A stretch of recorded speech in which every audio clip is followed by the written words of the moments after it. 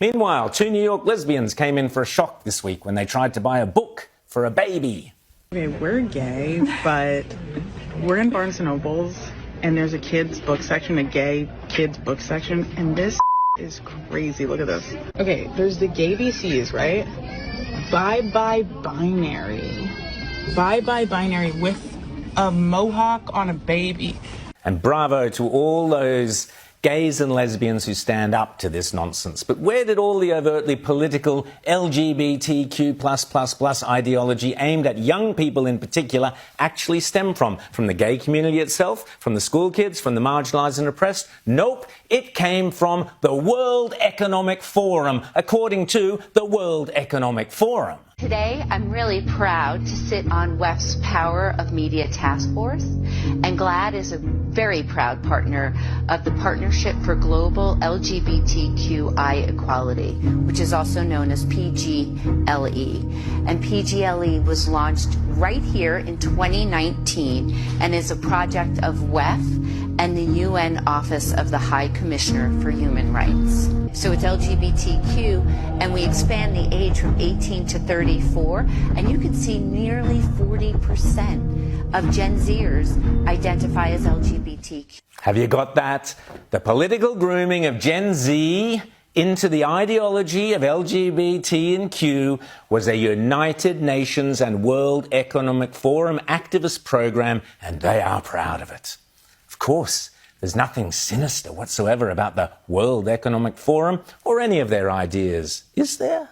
Seeing that person commit the crime, even though that person's utterly innocent, that it becomes a planted memory. And so there's some really interesting research that we can plant false memories in the brain.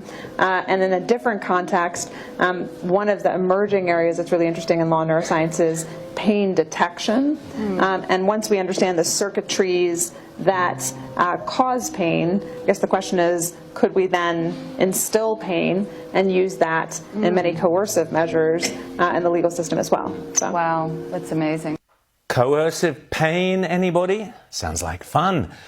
Well, how about this? The World Economic Forum would like to see a new crime called ecocide. Under ecocide, farming and fishing and fossil fuel businesses could be committing a crime equivalent to murder or genocide. That sounds perfectly reasonable and not completely bonkers at all. And that, I mean, you know, if you're campaigning for human rights, at least you know mass murder, torture, all of these things are serious crimes. But there's no equivalent in the environmental space. And so, you know, unlike an international crime like genocide that involves a specific intent, with ecocide, what we see is actually what people are trying to do, what businesses are trying to do, is make money, is farm, is fish, is do all of these things that are, producing energy and so on. Still, if you think she's kooky, here's my totally demented Trump derangement syndrome nutjob of the week. If you voted for Trump, don't wind up in this woman's ER. I just thought of a way to combine my MAGA hating and my work in the ER. MAGA supporters are like people who hold on to fireworks too long. You love it until it hurts you. It was a year ago this week, of course, that thanks to the hand of God, Donald Trump avoided being assassinated.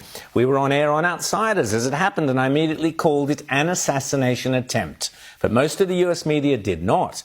Even as he came within millimetres of death, the mainstream media couldn't hide their Trump derangement syndrome and ran disgusting headlines like this: Secret Service rushes Trump off stage after he falls at a rally. Or this: Trump whisked off stage after loud noises rang through the crowd. Speaking of mishaps,